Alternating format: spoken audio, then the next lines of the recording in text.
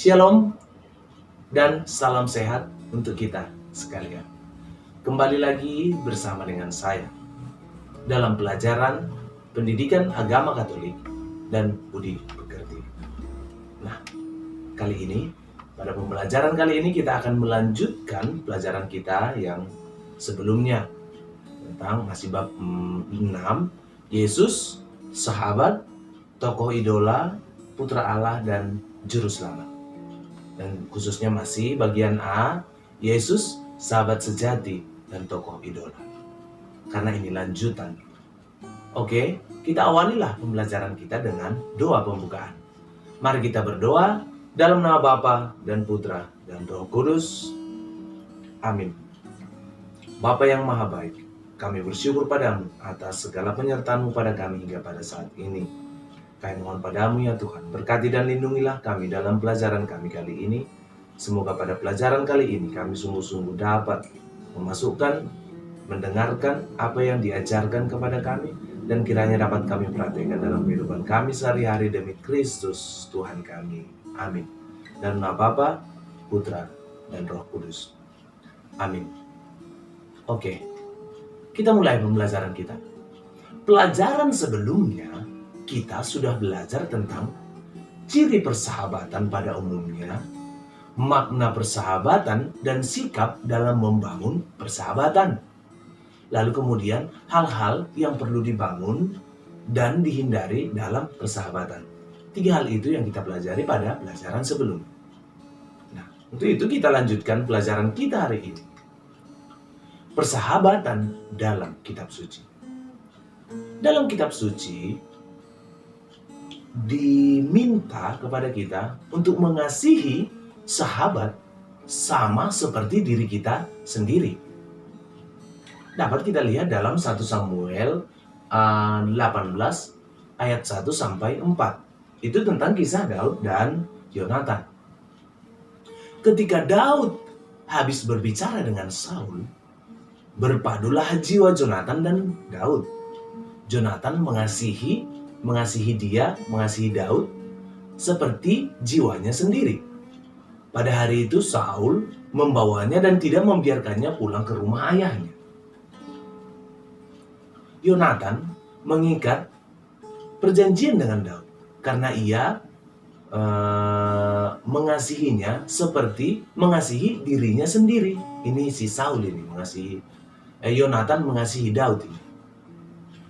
Yonatan menanggalkan jubahnya, baju perangnya, pedangnya, panahnya, ikat pinggangnya, dan semua itu diberikan kepada Daud.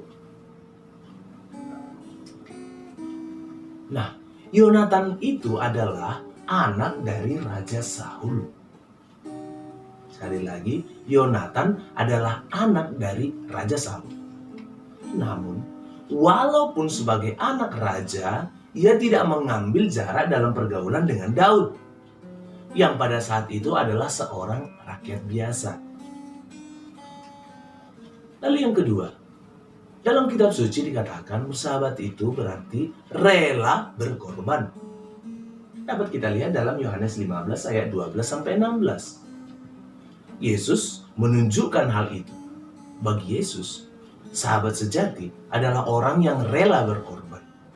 Bila perlu, memberikan nyawanya bagi sahabatnya. Dan itu yang ditunjukkan Yesus sampai wafat di salib.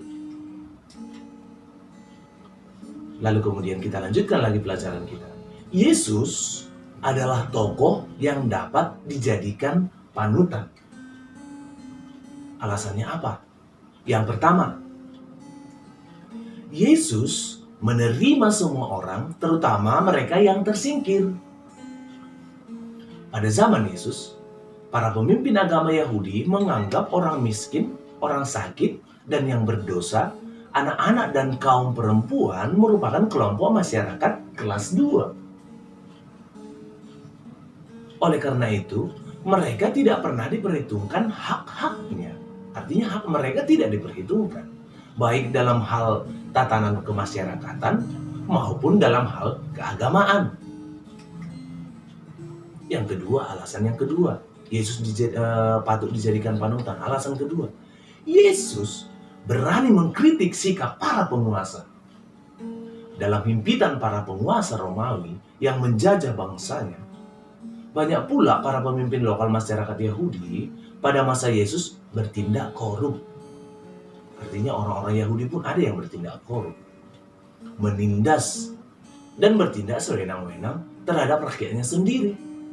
Seperti nampak dalam diri Herodes. Dapat kita lihat dalam Lukas 13 ayat 32. Alasan yang ketiga, Yesus dijadikan panutan. Yesus mengutamakan kasih dalam menjalankan aturan agama. Bahaya terbesar dalam hidup beragama antara lain ketika orang hanya menjalankan agama berdasarkan penafsiran diri sendiri, tanpa peduli nilai-nilai kebenaran yang hakiki, nilai-nilai kebenaran yang sebenarnya, yang mendasar. Sikap Yesus sangat bertolak belakang dengan hal itu. Bagi Yesus, aturan keagamaan itu penting sejauh aturan itu membantu manusia untuk mencapai keselamatan seutuh-utuhnya. Yesus datang untuk menyempurnakan dan menunjukkan kebenaran hakiki hukum Taurat. Tampak dalam sikap kritisnya terhadap ajaran-ajaran dalam Taurat. Misalnya tentang membunuh dalam Matius 5 ayat 21 sampai 22. Tentang mempersembahkan persembahan dalam Matius 5 ayat 23 sampai 24. Tentang zina dalam Matius 5 ayat 27 sampai 30. Tentang perceraian dalam Matius 5 ayat 31 sampai 32. Tentang membalas dendam Matius 5 ayat 38 sampai 42. Dan tentang kasih kepada musuh atau mengasihi musuh, tentang mengasihi musuh, dapat dilihat dalam Matius 5 ayat 43 sampai 48. Dan masih banyak contoh lain lagi di mana Yesus mencoba menentang apa yang dilakukan oleh para penguasa, dan dia itu menyempurnakan dan menunjukkan kebenaran yang hakiki tentang hukum Taurat yang ada, atau tentang ajaran firman Allah yang ada sebelumnya, pada perjanjian lama yang diajarkan Yesus pada perjanjian baru. Artinya dirinya lah yang menyempurnakan, sehingga disebut perjanjian baru. Selanjutnya, Yesus sahabat sejati dan tokoh idola, dan itulah yang mau kita dalami saat ini. Yesus Kristus, sahabat sejati dan tokoh idola. Apa ciri khasnya sehingga dia disebut sahabat sejati dan tokoh idola? Apa ciri khasnya? Yang pertama, Yesus itu adalah pribadi yang tegas dan berwibawa. Yesus itu pribadi yang terbuka kepada semua orang. Yesus juga pribadi yang penuh cinta kepada Allah dan kepada manusia. Yesus juga pribadi yang bersahabat dengan kaum pendosa. Contoh, seorang perempuan yang ketahuan berzina, dia berbicara dengannya. Atau perempuan Samaria, atau orang Samaria. Lalu kemudian Yesus itu adalah pribadi yang sederhana. Belum pernah ada film-film atau drama-drama yang membuat Yesus itu berpakaian yang sangat mewah. Biasanya ditunjukkan dengan cara sederhana. Bahkan dia disalibkan pun dengan cara sederhana, tanpa pakaian. Nah itulah cirinya. Yesus disebut sahabat sejati dan tokoh idola. Nah, penjelasan selanjutnya yang lebih lengkap lagi dapat dilihat di materi yang saya bagikan nanti. Oke. Nah, penutup dari pembelajaran kita kali ini mau disampaikan begini. Secara kodrati, persahabatan merupakan kebutuhan setiap manusia. Benar, itu kebutuhan kita setiap manusia. Tak ada manusia yang bisa berkembang tanpa peran seorang teman atau seorang sahabat atau teman dekat. Yesus sendiri menyebut murid-muridnya itu sahabat, sekalipun di antara mereka itu banyak perbedaan. Dapat kita lihat dalam Yohanes 15 ayat 14 sampai 15. Dan juga ini telah disebutkan di pelajaran yang saya sebutkan tadi dan pelajaran sebelumnya.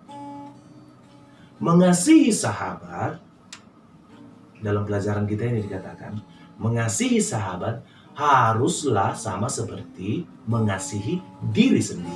Dalam 1 Samuel 18 ayat 1 sampai 4 tadi, di mana Yonatan mengasihi Daud. Lalu kemudian yang terakhir itu disebutkan, bersahabat itu harus rela berkorban. Dan itu ditunjukkan oleh Yesus. Demikian pelajaran kita hari ini. Semoga apa yang saya sampaikan dapat berguna bagi kita. Itu kita tutup dengan doa penutup. Mari kita berdoa dalam nama Bapa, Putra, dan Roh Kudus. Amin. Bapa yang Maha Baik, kami bersyukur padamu atas segala penyertaan-Mu pada kami. Secara khusus, kami telah menyelesaikan pembelajaran kami hari ini. Kemudian ya Tuhan, kami masih memohon berkat-Mu dalam kegiatan-kegiatan kami yang masih akan kami lakukan pada hari ini. Semoga apa yang kami lakukan dapat berguna bagi kami dan sesuai dengan kehendak-Mu. Bantu dan lindungilah kami untuk senantiasa mampu menjadi sahabat bagi siapa saja, dan kemudian kami dapat menaburkan kasih kepada orang-orang yang ada di sekitar kami. Demi Kristus, Tuhan kami. Amin. Dalam nama Bapa dan Putra dan Roh Kudus. Amin. Shalom dan salam sehat untuk kita sekalian.